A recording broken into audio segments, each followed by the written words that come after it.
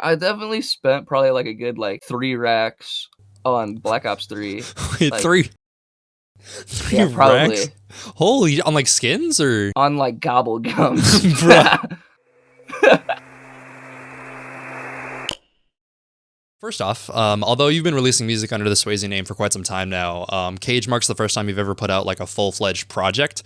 So I was wondering, was there anything that made you like hesitant to drop a project at all up until this point? And if so, like, what made you decide to sort of change that? I'm still really like not a big like project person. In terms of like growth, I definitely feel like it's easier to just grow single after single after single after single. The only thing that like I feel like a project is like really good for is satisfaction as an artist. In my life, there never really felt like there was like a point of anything I needed to like get off my chest for a while. I just felt like I could express it well enough throughout like just singles all the time, and I didn't really have like a way to encapsulate it in a project. But obviously like my life made a few dramatic turns, and then I felt like more the need to do that. Austin was super willing to help. Up until like the end, there was no like, oh, we're making this song for the project. It was just Austin like sending me a loop or a beat or something and being like, yo, you would sound good on this. And then I would try something, and by the end of it, it just worked out to make like a pretty cohesive project for real. You touched on the fact that you worked with Austin on it quite a bit, and he executively produced the album, correct? Yes. Gotcha. Okay. And so Cage continues your trend with working with him quite a bit. And considering you two have worked together on everything from some of your earliest music up to a trap metal song about fucking apples and bananas, I think it's safe to say y'all have a pretty good work relationship going. And I feel like your guys' dynamic is something a lot of people strive for, or like want to obtain, of like someone they can just like throw shit at and like bounce ideas off of constantly and just get new ideas back. So I'm wondering, like, what advice would you give to someone who's looking to like maybe find like the Austin of their life? Let that shit happen naturally. It's definitely like a spur of the moment thing with me and Austin, because we have like very odd like IRL connections that we didn't know about at first. Like when I first saw him, I think it was in like a Hive Mind live stream chat, and I was like, wait, I know this name. And so I DM'd him on Instagram, bro, don't we have like the same like mutual friends like in real life? One day he just like told me to come to the Overcast Discord. We never even really like talked about making music for like a while. I would just sit there and watch Austin make something, or Austin would be like, have you heard of this? And I was like so like relatively new to like the scene, especially like all the like people that like I like know and I'm like friends with now. Most of them I can trace back to Austin showing me a song. It definitely just happened naturally. It's not like something that like me and Austin were like, we need to make music together. Like it just kind of happened and it like worked out that way. The one piece of advice I can say is just like, I don't know, don't force it. You'll find that person eventually. Seeing how close you and Austin are is pretty inspiring, because I feel like every time you put an FL user and an Ableton user into a room together, I feel like it's just like a matter of time until they start debating over which is the better DAW. And of course, we've both heard Austin's debate for it plenty of times. So I'm wondering, like, are you of the opinion that Ableton is the best DAW, or do you all just see them as different tools to get the same job done? Obviously, I prefer Ableton. I use Ableton, so I'm going to prefer Ableton. But like, there's nothing wrong with any other DAW. I do feel like people that started off using FL are more likely to like remain using FL forever. FL Studio is kind of like a DAW to itself. Like it's very different layout from like almost every other DAW. It makes things a lot like easier because everything's right in front of your face. Once you're used to that workflow, it's kind of hard to break out of it. But it is a really good workflow. There's certain things that you can do in FL that just are so much easier in FL than they will ever be in Ableton. Like if I could have Ableton with FL Studio piano roll, that would be my DAW of choice forever. Another point is a while back you tweeted about how if you had a documentary, it would be maniacally hard to follow. So I'm wondering, to make these future screenwriters' jobs a little bit easier, could you walk us through some of the craziest bits of Swazy lore? Yeah, I mean, obviously, like the first thing that comes to my like mind is like getting shot. Yeah, that's what you referred to in that thread. Yeah. To make a long story short, like if I just didn't take a nap and like just left, I wouldn't have got shot. But like I decided to like stay at my dumbass homie's house, and he decided to point a gun at me and like shoot me. Bro, that shit was crazy because we're like in a room size of like a queen bed. Like it's a small ass room. He's on his little like twin bed and I'm on like the floor. He shoots me and then like our ears are ringing because it's this tiny ass room, and I'm like, bro, did you just shoot me? And he's like, I don't know, the gun went off, bro. And I'm like, bro, you shot me. He's like, well, did you get hit? And I'm like looking around to like make sure, like I didn't feel any sense of like lightheadedness because that was like the big scare is that bro just shot me in the head because that shit was pointed at my head. Like that shit was pointed at my face. And so like I'm looking around, like checking myself, and then I see my hand. I'm like looking in the middle of my hand and I see this like little trail of blood. In those 3 seconds or like 3 milliseconds, I had like three thoughts run through my head. The first thought is like, holy shit, bro, I just got shot. Second thought is like, all right, it's in your hand. You're not gonna die. So W, you're not gonna die. You're not about to bleed out on the homie floor. W. And then third was, holy fuck, this is about to hurt. And then just instant pain from there. But like, yeah, that's probably the craziest bit of lore about me. Yeah, Jesus. Yeah, I've always wondered because like you've described the fact that you've gotten shot before, but then it's just sort of like a matter of fact thing. I've never heard the actual story for it before. Another crazy part is the fact that I didn't do shit about it for like 6 months. I remember I hit up my homie Ryan at the time and he was like, what's up, dude? And I'm like, bro, I need your help. I pulled up to his house. He like ace bandaged me up and like made sure the wound was clean. That was pretty much all I did for it for like 6 months because I didn't want to go to a hospital because I didn't want a police report to get written. Right. Okay. So I ended up going to a hospital in East St. Louis with my mom. I told the hospital that I shot myself with a nail gun on accident. And then they x-rayed my hand and they were like, that's not a nail. Yeah, I that's was that like, big ass nail. I was like, well, what was it? They're like, that's a 22 bullet. And I was like, all right, can we get it out? They're like, not with doing invasive, like nerve damage to your hand. Months later, I had a panic attack. They put me through a CAT scan and I was like, yo, there's like lead in my hand. That's not gonna like ruin anything, right? That's not gonna like, because I know the CAT scan is just a giant magnet. Is my hand gonna, or is like the bullet gonna rip out of my hand and go like what's gonna happen? And they were like, nah, you'll be fine. It's not enough lead. Also, like they gave me something that told me like I'm like immune to the amount of lead in my body, so like there's no chance of me getting like gangrene or anything. So like that's W. Shit. Yes. So it's still in your hand to this day. Yeah, there's still a tiny piece of it. It's better in person because you can like if I clench my fist, you can feel it. It's like a little BB damn near. Jesus, wow, fuck. Okay, well, yeah, that's definitely a fucking crazy piece of lore. I don't feel like many other people would be able to top that. With Cage, you touch on the fact that basically you didn't really feel like there were any different other periods of your life where you felt like a project wasn't really necessary for your own satisfaction. So I'm wondering, like, were you shooting for it to be 5 tracks long from the beginning? And if so, like, when did you decide that it was going to be finished? Well, I knew it was going to come out June 3rd. That was certain. It was going to come out on June 3rd, whether it was a Tuesday, a Sunday, or anything, because like that date held significant meaning to the project. It was my mom's birthday. Obviously, the project is like really centered around me dealing with like my mom's passing. With that being said, obviously there was a ton like of tracks that were made. In that like light of like this could be for the project, I have like a project file that is just like my vault with like all my music, or like at least all the music that I could remember, because I'd be forgetting songs. That became so apparent whenever we were looking through all the songs, because I played this one song and me and Austin were like, dude, this is crazy. And I was like, I just don't remember making this song. Like I just don't remember making it whatsoever. There was never really a select amount of like, oh, it needs to be 5 songs, it needs to be this. I just wanted it to all be coherent. I gotta say, like melody wise, like Austin definitely like carried the project. Everything besides Lost It All and like This World has an Austin melody in it. Crazy thing about the first song, Fly Like a Bird Hang by a Rope, is like the loop. Anyone can use that loop. It's in the Austin melody pack, and I just pitched it down. But when Austin was making that melody pack, he showed me that loop, and I was like, bro, I'm gonna use this loop like in this project. To fill out the project, I kind of want there to be like progressive differences in the sound. Like I want there to be like a song that's relatively just entirely chill,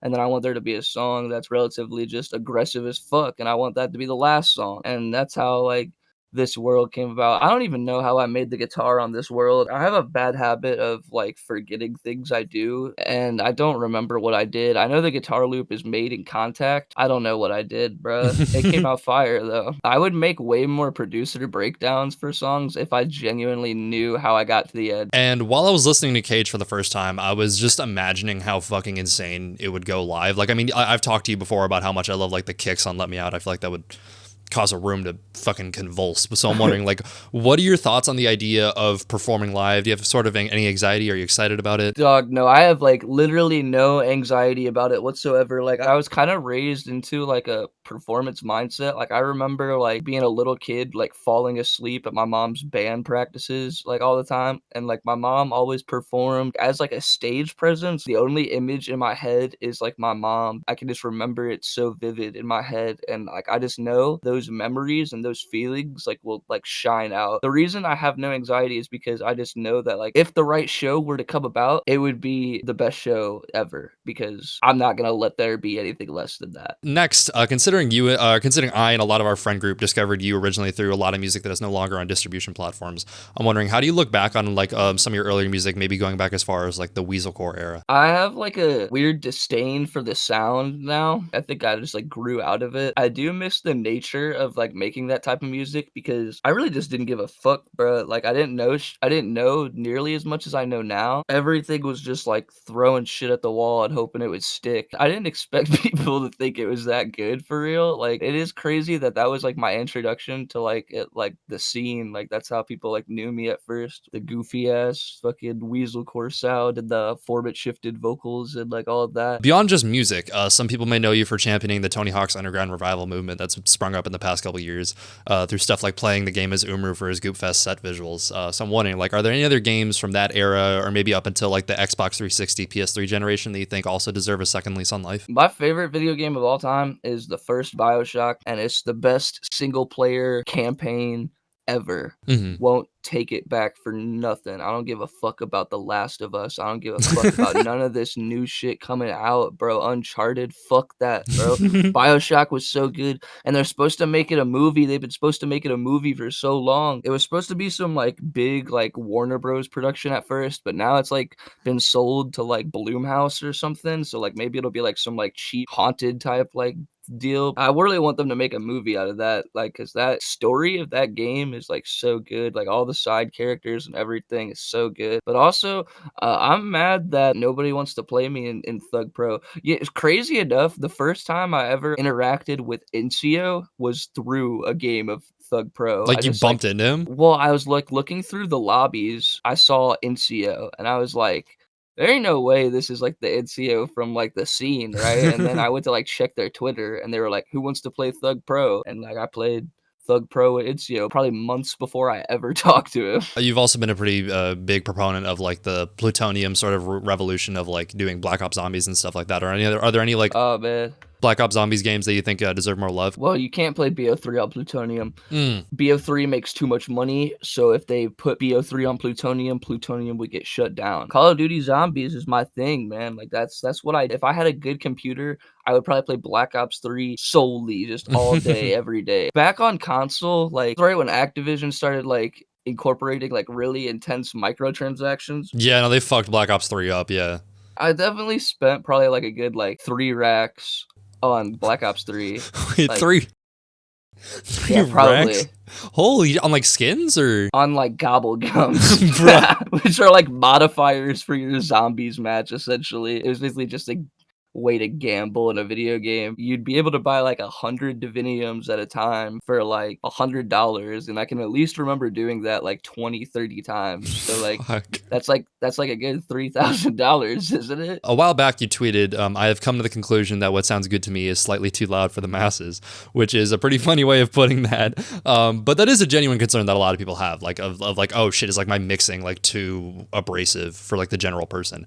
So I'm wondering, like, do you often find yourself like dialing that back a bit on the stuff you put on main, or is it more so just like whatever sounds good to you to just put it out? I definitely do feel that what I enjoy is a little too loud for everyone else. But hey, listen to it on Spotify then, you know, it's making me money and they level it out for you anyway, you know, let's go. SoundCloud will compress the hell of it, but I ain't gonna lie, sometimes that SoundCloud compression be hitting different. People shit on it. It's like, oh, it's not how it like supposed to truly sound. It's like, yeah, I get it, and it's not what the artist intended, but it hits. Like sometimes it makes it sound so crunchy and good. When the Twitter snippet is like compressed to hell and like crushed as fuck, that's when it always hits the hardest, because you can't tell what's going on, but you're like, damn, this shit is crazy. And then it gets all clean and you're like, nah, man, I wanted it to sound dirty as hell. I remember one time I edited like a little snippet video for you, and then I think I sent it to you on like messages or something, and it got like fucked, like the audio and like the video. It got like 144p because I have an Android, you have an iPhone, and it got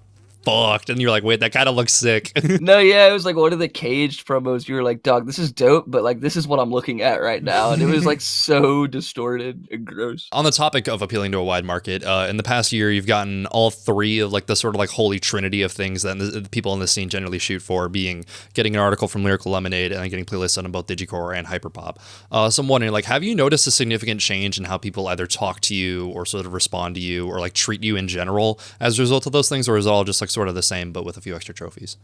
That's a tough one because I don't really know. Like, I feel like I stay somewhat small circled relatively. And, like, of course, like, whenever you get those milestones, everyone is, like, super excited for you. But I don't think there's any expectation and there's no, like, people look at me any different. I do feel like more people are open to, like, work on music. They may have been open to work on it the whole time and I just never said anything, you know what I mean? Funniest thing about the Lyrical Lemonade article in specific is I remember I was in VC, we were playing, like, Crab Game. Niz said something about me getting the Lyrical Lemonade article, and I just didn't respond at all because I thought bro was like capping to like try and kill me in Crab Game. And he was like, bro, I would never lie about that. Like, go peep. That was so crazy to me. I really gotta thank Billy for that. I didn't even know that Billy knew my music. And then I look and there's a whole fucking Lyrical Lemonade article written by them. She was like joking around, like, yes, that's Swazy with an asterisk and like all that shit. Like, she was like, yeah, that's yeah, that was awesome. Yeah, that was super cool. On the topic of streaming services, recently we've seen a lot of discussion about how, despite all the various different features and amazing, like,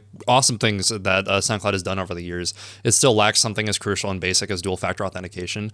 2FA. Yeah. So, in the spirit of constructive criticism, are there any other areas that you think SoundCloud could be doing better in? Stop the pointless UI changes every 3 months. I do think that they need to step up in one aspect. See, there's these blue check marks that they give out to people every so often. I've been on the platform for 6+ years, all right, and I'm finally like gaining traction now. Like, y'all see it, y'all, like, come on now. The least y'all could do is give me this blue check mark. It literally don't even do nothing, bro. The SoundCloud blue check mark is nothing. It's just nothing. It's a sign of like relevance, if anything. And even then, like, a fake PewDiePie account can get verified, but not me. Like, what is this, bro? What is going on? One of the things that's pissed me off especially is like the bullshit of like people stealing a song and somehow copywriting it and then striking the original off the platform. It's like a home switcher isn't on SoundCloud anymore. I remember Billy saying something about that a while ago and like how ridiculously hard it is for them to fix. Like, on a serious note, that is ridiculous that someone can just steal a fucking song. It happens so quickly to where we hear it and we're like,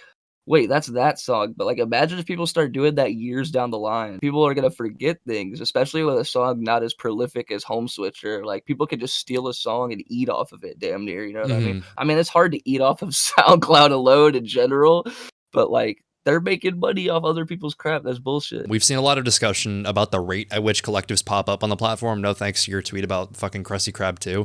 But a lot of people think, there's too many being created. But others argue that they're a pretty important part of the community and a fun way for friends to collaborate with others. So I'm wondering, like, where do you fall on that spectrum? I just feel like they shouldn't get as much hate for their Twitter antics. You know, every time a collective comes about, there's always going to be some crap on Twitter, you know, because they're trying to put themselves out there. And I feel like people just get way too pissed off about it, you know, like, these people are just trying to like make a little name for themselves. Like, obviously it's going to be annoying at first, but like, it's going to always be annoying if you don't give people a shot, you know what I mean? I get the idea of, oh, there's too many collectives. I don't like it when people just hate on specific collectives, especially when the reasons aren't valid. Like, people are just hating because, oh, this is annoying, this is that, I don't like this. It's like, well, then keep it pushing, bro. Like, these people are trying to do what they want to do. Go focus on what you want to do. Stop like focusing on someone making something you don't like. Like, it's weird to me. I've always been sort of like frustrated with like people shitting on like just like a bunch of like what at the end of the day are a bunch of kids like fucking playing around. Like, basically it's like these kids grew up in a time where they don't have like a lunch table to fuck around at, so they're doing it on Twitter, and it's like, yeah, okay, yeah, it's annoying, similar to the way that like a bunch of middle schoolers fucking around at a lunch table, if you were forced to be around them constantly, would be annoying. But it's not the end of the world. I don't understand why people are like going out of their way to like shit on them constantly. If you like are genuinely annoyed by it and then you start tweeting about it yourself, you just added to it, bro. You just gave them relevance by doing that. So, like, if you genuinely don't like something, bro, just mute it and keep it pushing, bro. There's no reason to be pissed off. Going back to the lunch table like idea, it's like, oh, okay, if a bunch of middle schoolers are being annoying and you tell them to fuck off, what are they gonna do? What are they gonna do? Yeah, What are they gonna exactly, do? bro. It's gonna be more annoying. I'm gonna do the same shit. I'm 22 years old. Call me annoying. I'm gonna be annoying as fuck from that point.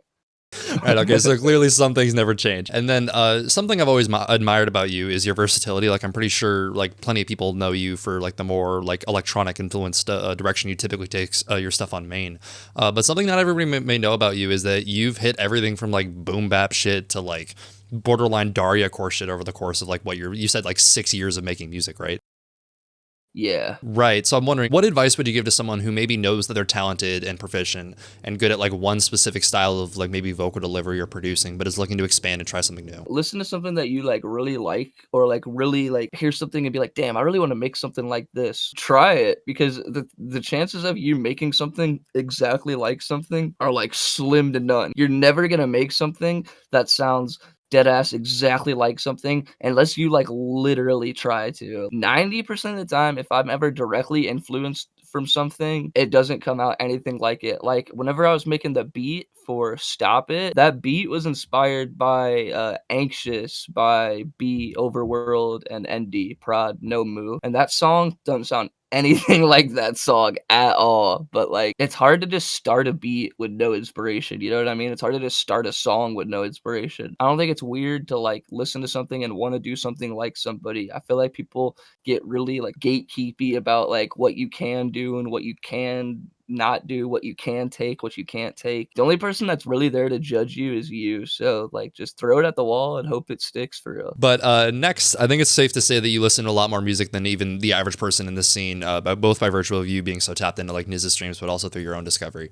So if you could pick a handful of artists but our listeners onto right now, who'd you pick? Man, lately I've been trying to put people onto the Eam Triplin agenda. You've been pushing that, huh? Bro, Eam Triplin is so fire. If you're not hip on Chanel Father, gotta get hip on Chanel Father. Bro, nobody knows this, but even before Austin, Chanel Father was the first person I ever spoke to in the scene. Like, we talked before either of us were, like, even really known in the scene. It's so cool to see how much we've both grown, but especially, like, I don't really like to be super self-reflective. Like, it's super cool to see, like, where he's gone and, like, how he can literally just, like, drop a song that's just, like, an 808 and, like, him talking his shit, and it's, like, the hardest shit to me still. Like, I love Chanel Father. Rip Tony, everything that Tony drops, instant banger, and bro does all the video. What's the Blender? That's the program. Yeah, he does all the Blender shit. He does all the tutorials on TikTok. Bro's going crazy. Reef, insane. Also, just anybody. Like, I know Austin did this in his interview, but just anybody in Gorset is crazy. Not to like handpick people in that collective because everyone in the collective is so fire, but I do want to give like respect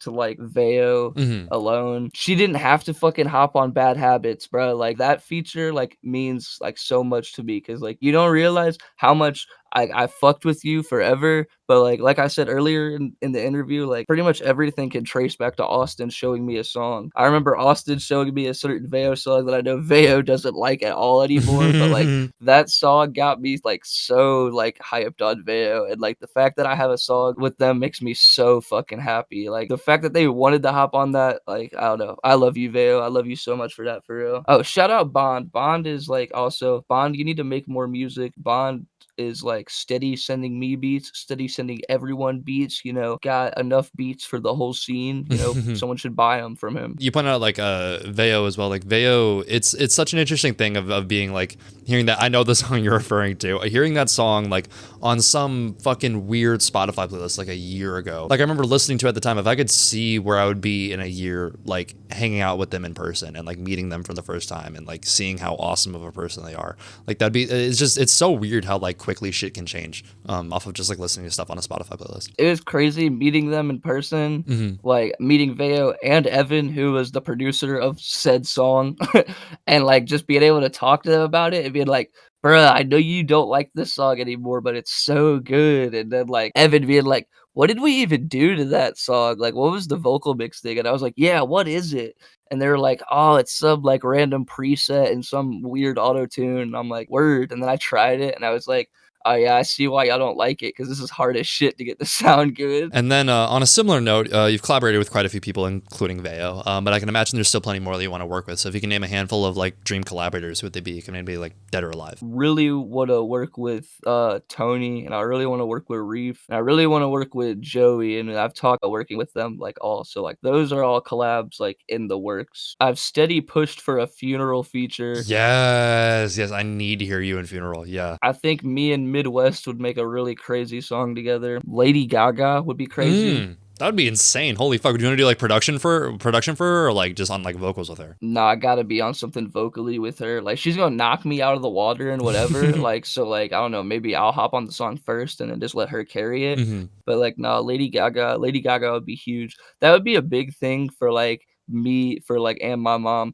You know, if I can like get a song with Kanye West and Lady Gaga on the same song, I think at that point I'll have to quit music, because I think I'll be like, all right, what else? Like last one, Miley Cyrus would be crazy to work with for real. What era of Miley Cyrus? Talking like Wrecking Ball or like Party in the USA? Oh man, like I take Miley Cyrus in like any era. All of her music was fire, up from like Wrecking Ball. Like that era is crazy to me. Like people talk about like Miley Cyrus is like so insane and like she's gone batshit crazy. But She like shaved her head and that's it. and like you listen to the interviews from that time, like she sounded like so calculated in what she was doing. Like she was trying to like remove that Disney stamp of approval, that PG-13 about her. And now you listen to her music, like everything beyond that point of her life, her music has just been like normal shit that she's always wanted to do. So like she really had to do that shit. It's kind of a crazy career move to just go insane for a couple years, to where Disney's like, all right, we don't want shit to do with you. And then still be successful. Like that's fucking insane. And then finally, you've come a really, really long way this year, and I'm super excited for what's to come for you in the future. So with a new project under your belt, what are you looking to accomplish before the year's through? Right now, I don't know what song to drop. I have like 30 plus songs that I could drop at. You ever just like put them on like a wall and like throw a dart at it and just go off of No, that? I should do that. That's a good idea. I don't know why I don't do that. Yeah, that's a good idea, because I genuinely don't know. Like there'll be points where I'm like, man, I could drop this song, or I could drop this song, or I could drop this song. And then I'll be like, Austin, bro, give me some help. And Austin will be like, yeah, that song's fire. And I'll put the next song. I'll also be like, no, that song's fire. Show Austin the next song. I'll be like, dog, just drop one. They're all fire. And I'll be like, well, damn, bro, like that's not much help for me. Like I needed there to be one, not three. Like what the hell? There'll be multiple songs coming out, like Prod Joe, really soon. I try to drop 1 to 2 songs every month, so that'll continue. Yeah. Hell yeah, that's pretty much it. Fuck yeah. Okay. All right, I think that's going to do it for us today. Thank you so much for being up today.